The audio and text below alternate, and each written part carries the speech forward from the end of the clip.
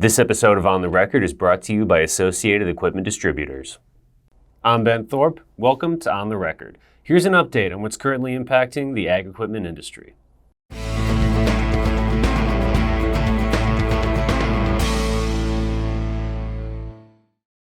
Casey Seymour of Moving Iron LLC recently stopped by the Lessiter Media offices and spoke to us about the future of the used equipment market. Seymour said that while the growth bubble of the last few years has popped and 2024 will have its challenges, the year won't be as bad as people might think.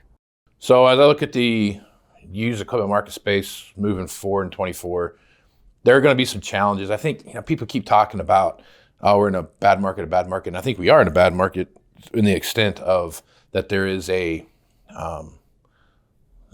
market's contracting, right? You came off of a huge bubble, and now the bubble popped, and we're seeing that contraction happen. I still feel like there's going to be, producers are going to have a good year. I still feel like that's going to be okay.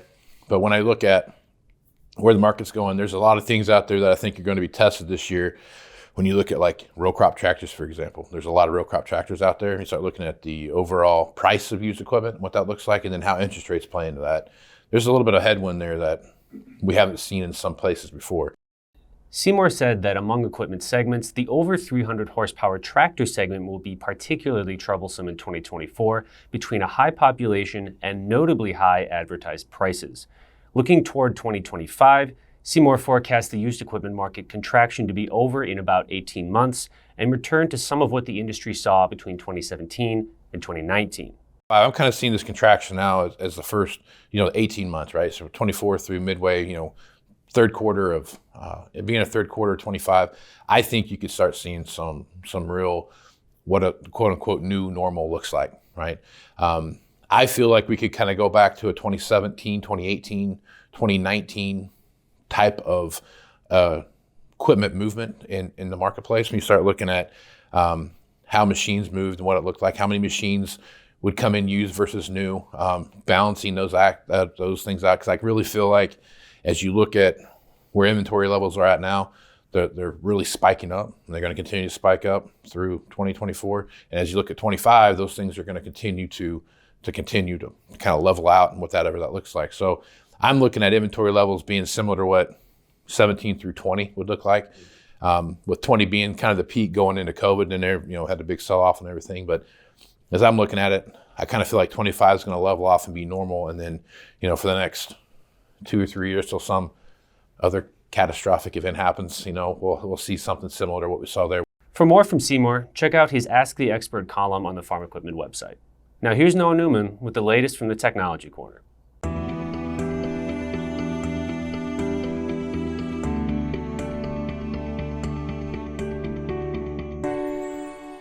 Thank you very much, Ben. The 2024 Consumer Electronics Show took place in Las Vegas last week. So let's bring you up to speed on some of the key precision ag takeaways. John Deere confirmed its Furrow Vision retrofit solution for planters will be available in 2025 and will be monetized on a per acre or per unit basis.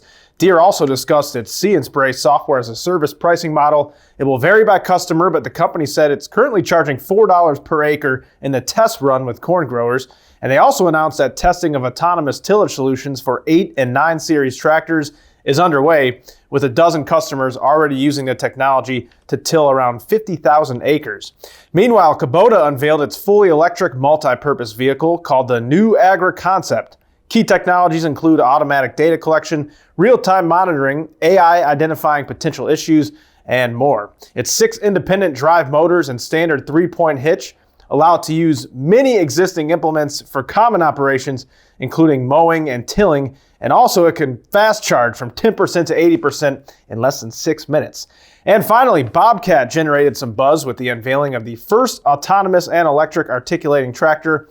They're calling it the Bobcat AT450X, enabled by Agtonomy. It's designed to carry out critical farm tasks autonomously or remotely in compact applications such as vineyards and orchards. Commercialization details will be announced at a later date. And for more information on all the happenings at CES 2024, head to precisionfarmingdealer.com. In Technology Corner, I'm Noah Newman. Back to you, Ben. Thanks, Noah. Dealers saw an increase in precision farming sales and service revenue in 2023, and most predict the positive trend will continue in 2024, according to the 11th Annual Precision Farming Dealer Benchmark Study. All dealers surveyed said their total precision revenue increased from 2022, with 58% reporting a growth of 2 to 7% and 42% reporting a growth of 8% or more. This is more positive than 2022, when nearly 26% reported little or no change in revenue growth, 13% reported a decline of 2 to 7%, and 6.5% reported a decline of 8% or more.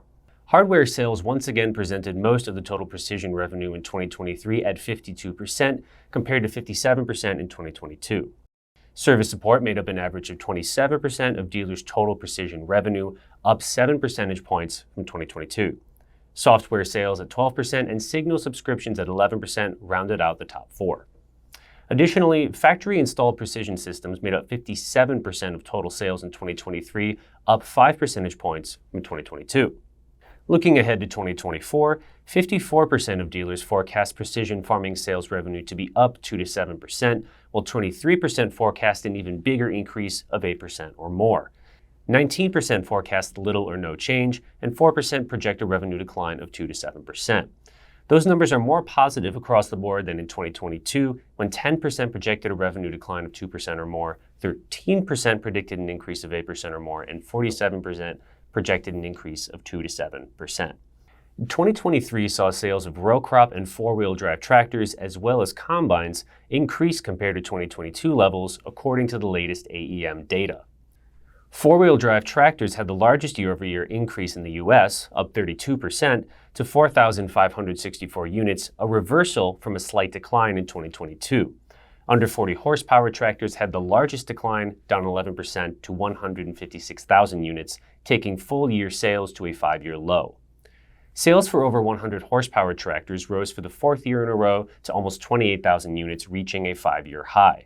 Combine sales achieved a smaller year-over-year increase than in 2021 and 2022, up only 1.7% to 7,369 units, compared to being up 15.8% in 2022. In Canada, 2023 row crop tractor, four-wheel drive tractor, and combine sales all rose year over year. Canadian four-wheel drive tractors also showed the greatest increase, rising 44.4% compared to 2022 to 1,092 units. Compact tractors showed the largest decline, dropping 16.5% year over year to 16,342 units. Over 100 horsepower tractors saw a slight year-over-year increase to 3,911 units and hit a 5-year high. Canadian combine sales for 2023 were up 5.5% year-over-year to 2,079 units. This week's data point is brought to you by the Dealer Success Academy.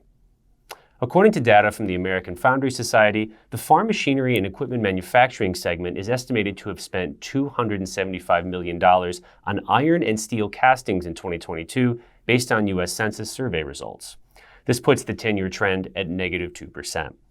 Industry spending on this category is forecast to drop 16.6% to $229.4 million in 2023. By 2027, the American Foundry Society forecasts the farm machinery and equipment manufacturing industry will spend $330.7 million on iron and steel castings. As always, we welcome your feedback. You can send comments and story suggestions to bthorpe@lespub.com. For On the Record, I'm Ben Thorpe. Thanks for watching, and we'll see you next time.